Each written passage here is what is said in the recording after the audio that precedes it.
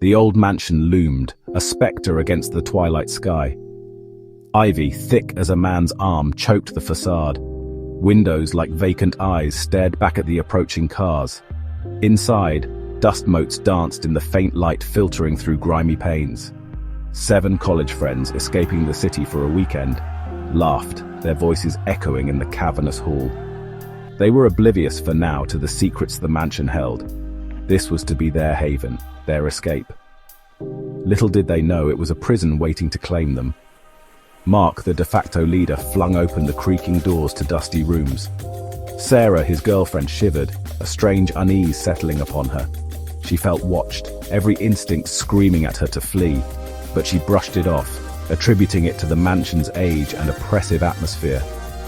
The others seemed unconcerned, their youthful exuberance filling the silence. Yet as shadows lengthened and night draped its cloak over the mansion, the first whispers began. The laughter died down. A strange stillness settled over the mansion. It was then that they heard it, a faint scratching sound emanating from the top floor. They dismissed it as an animal, but the sound persisted, growing louder, more insistent. Fear, like a creeping vine, began to take root in their hearts.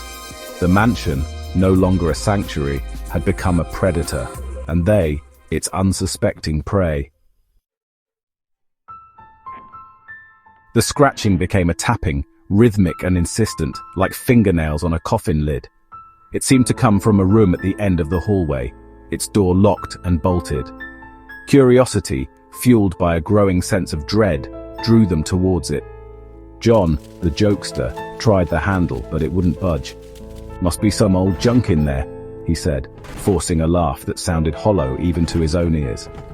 As the night deepened, the tapping morphed into whispers. Distorted, echoing voices, whispering their names. Sarah swore she heard her own voice, laced with terror, calling out from behind the locked door. Sleep offered no escape. Nightmares plagued them, visions of shadowy figures and dead eyes watching from the darkness. The mansion, no longer content with whispers, began to speak. The next day, they awoke to a chilling discovery. The furniture in the living room was rearranged. Objects were missing. It was subtle but undeniable. Someone or something had been moving among them while they slept. Fear, now a constant companion, gnawed at their sanity. The mansion was playing with them, toying with them before revealing its true nature. Driven by a desperate need for answers, they broke down the door to the locked room. Inside, they found another hallway, identical to the one they'd just left. The mansion, it seemed, was a labyrinth of mirrored hallways and endless rooms. At the end of this new hallway, another door stood ajar, beckoning them deeper into the heart of the mansion's madness. They stepped through the doorway and into their worst nightmare. Before them stood an exact replica of the mansion's living room. But this one was decayed, shrouded in a perpetual twilight. The air was thick with the stench of decay, and seated on the rotting furniture were copies of themselves. Doppelgangers, their eyes vacant and lifeless, stared back at them with chilling indifference. Panic seized them. They turned to flee, but the doorway was gone. The hallway vanished. They were trapped, face to face with their lifeless reflections. The doppelgangers rose, their movements jerky and unnatural. One by one they approached their living counterparts, reaching out with cold, lifeless hands. The first to disappear was John. He'd been laughing nervously, trying to break the tension when his doppelganger touched him. A look of horrified understanding washed over his face as he vanished, replaced by the lifeless echo that had claimed him. The echo, now indistinguishable from the real John, took its place among them, its dead eyes staring blankly. Then it was Sarah's turn. Her doppelganger whispered her name, the voice a chilling imitation of her own. She screamed, but it was too late. The touch, cold and draining, stole her away, leaving behind another lifeless replica. The mansion was claiming them one by one, replacing them with soulless copies. Soon only Mark remained.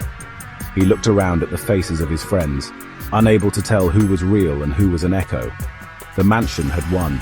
It had taken their identities, their memories, leaving behind only hollow shells. As his own doppelganger approached, a chilling realization dawned on him. He no longer cared. In the echoing silence of the mansion, he was already lost. The mansion stood triumphant, its hunger sated. The echoes of laughter still rang in its halls, but they were the echoes of the dead, forever trapped within its walls. The mansion remained, a silent testament to the darkness that lies hidden beneath the surface of the world, waiting to claim those who dared to disturb its slumber. Gap 3S. As Mark's doppelganger reached out, a sudden noise echoed through the mansion, breaking the eerie silence. Mark turned, his eyes catching a glimpse of a door he hadn't noticed before. It was hidden behind a thick, dusty curtain, almost as if the mansion itself wanted to keep it a secret. Taking a hesitant step forward, Mark reached for the door handle. It was cold to the touch, sending a shiver down his spine. With a deep breath, he pushed the door open. The hinges creaked, revealing a room bathed in shadows. Inside, the air was thick with dust, and the smell of decay was overwhelming. Old, forgotten furniture lay scattered around, covered in cobwebs. Strange artifacts lined the shelves, their purpose unknown. An ancient mirror stood in the corner, its surface cracked and clouded, reflecting distorted images of the room. Mark's heart pounded as he stepped inside. The room felt alive, as if it was watching him, waiting for him to uncover its secrets. He moved cautiously, his eyes scanning the eerie surroundings. Each step stirred the dust, making the air even heavier. On a small table in the center of the room, Mark found an old leather-bound book. Its cover was worn, but the title was still legible: The Chronicles of the Forgotten. With trembling hands, he opened the book. The pages were filled with handwritten notes, drawings, and symbols he couldn't understand. As he read, a chilling realization dawned on him. This room held the key to the mansion's dark power. It was a place where the mansion's victims were documented, their fates sealed within its pages. Each name, each face, a testament to the mansion's insatiable hunger. Mark felt a surge of fear and determination. He couldn't let the mansion claim him as it had claimed the others. He had to find a way to escape, to break the cycle. But as he turned to leave, the door slammed shut, trapping him inside. The room seemed to close in around him, the shadows growing darker, the air colder. The mansion had one last secret to reveal, and Mark was about to become a part of it. In the stillness of the forgotten room, the echoes of the past whispered their final warning.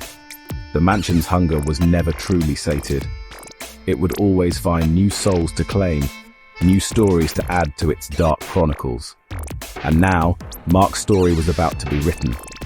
The forgotten room stood silent once more, a hidden testament to the darkness that lies just beneath the surface, waiting to be discovered by those who dare to venture too far. Gap 2S. Trapped in the forgotten room, Mark's eyes darted around frantically, searching for an escape. But the walls seemed to close in, the shadows growing darker. The air was thick with an oppressive silence, broken only by the faintest whisper of a breeze. It was then that he noticed a small, hidden passageway behind the ancient mirror, its entrance barely visible through the dust and cobwebs. Gap 3S. With no other option, Mark squeezed through the narrow opening, his heart pounding in his chest. The passageway was cramped and dark, the air cold and damp.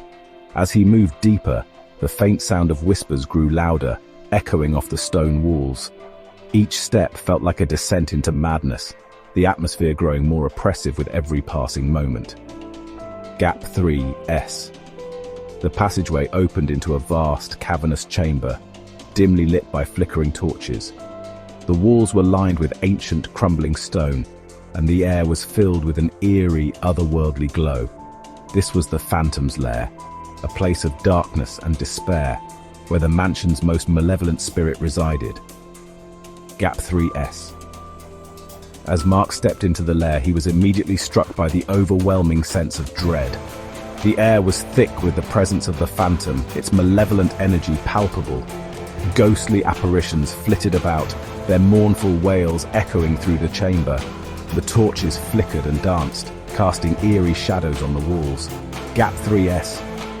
Mark's breath came in short, ragged gasps as he moved further into the lair. The phantom's presence grew stronger, its whispers filling his mind with dark thoughts and fears. He could feel its eyes upon him, watching his every move, waiting for the perfect moment to strike. Gap 3S. Suddenly, a chilling breeze swept through the chamber, extinguishing the torches and plunging the lair into darkness. The temperature dropped sharply and Mark could see his breath in the cold air. The whispers grew louder, more insistent, as the phantom drew closer. Gap 3S. Mark's fear reached a fever pitch as he felt a cold, clammy hand on his shoulder. He spun around, but there was nothing there. The phantom's laughter echoed through the chamber, a sound that sent shivers down his spine. He knew he had to find a way out, but the darkness seemed impenetrable. The lair, a labyrinth of shadows and despair. Gap 3S. Desperation drove Mark forward, his hands groping blindly in the darkness. He could feel the phantom's presence all around him, its cold breath on his neck, its whispers in his ear. The lair seemed to stretch on forever, an endless maze of fear and torment. Gap 3S. Just as Mark felt he could go no further, a faint glimmer of light appeared in the distance. Fueled by a surge of hope, he stumbled towards it, his heart pounding in his chest. The light grew brighter, illuminating a narrow passageway that led out of the lair. Gap 3S. With one last burst of energy, Mark pushed through the passageway and emerged into the cool night air. He collapsed on the ground, gasping for breath, his mind reeling from the horrors he had witnessed. The mansion loomed behind him, its dark silhouette a reminder of the evil that lurked within. Gap 3S. Mark knew he had to leave the mansion and never return. The phantom's lair was a place of darkness and despair, a testament to the mansion's malevolent power. As he stood and began to walk away, he could still hear the whispers in the wind, a chilling reminder that the mansion's hunger would never be sated. Gap 3S. The phantom's lair stood silent once more, a hidden realm of darkness and fear, waiting for the next soul to venture too far and become ensnared in its malevolent grasp. Gap 2S. Mark's relief at escaping the phantom's lair was short-lived. As he stumbled through the mansion's twisted hallways, he found himself drawn to a room he had never seen before. The door creaked open, revealing a dimly lit chamber, the air thick with the scent of decay. In the center of the room hung a large, imposing portrait, its frame ornate and covered in dust. The eyes of the figure in the painting seemed to follow Mark's every move, a sinister glint in their depths. The figure was cloaked in shadows, its features obscured, but the malevolent energy it exuded was unmistakable. Mark's heart pounded in his chest as he approached the portrait, unable to tear his gaze away. The room seemed to close in around him, the walls pressing ever closer. He could feel the figure's eyes boring into him, a chilling sensation that sent shivers down his spine. Suddenly, the figure in the portrait began to move. Its eyes glowed with an eerie light, and its lips curled into a wicked smile. Mark stumbled back in horror, his breath coming in short, ragged gasps. The figure's hand reached out from the canvas, its fingers long and skeletal, as if trying to grasp him. Mark's mind raced with fear and confusion. He had to escape, but the room seemed to trap him, the door now firmly shut. The figure's laughter filled the chamber, a sound that echoed off the walls and burrowed into his soul. Desperation clawed at Mark as he frantically searched for a way out. The portrait's gaze never wavered, its eyes following his every move. He could feel its presence growing stronger, the air thick with its malevolent energy. Just as Mark felt he could take no more, he noticed a small hidden latch on the side of the portrait's frame. With trembling hands, he reached for it, praying it would offer an escape. As he pulled the latch, a hidden door behind the portrait creaked open, revealing a narrow passageway. Mark didn't hesitate. He dove through the passageway, the sinister laughter of the portrait echoing behind him. The walls of the passageway were cold and damp, but he pressed on, driven by an overwhelming need to escape the cursed room. As he emerged into the cool night air once more, Mark collapsed, gasping for breath.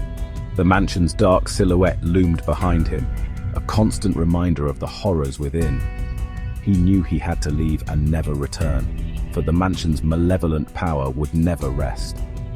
The cursed portrait remained in its chamber, a silent sentinel of darkness and fear, waiting for the next soul to fall under its sinister gaze. Gap 2S. As Mark emerged from the hidden passageway, he found himself in a grand foyer, the heart of the mansion. The air was heavy with an oppressive silence, broken only by the distant ticking of a grandfather clock.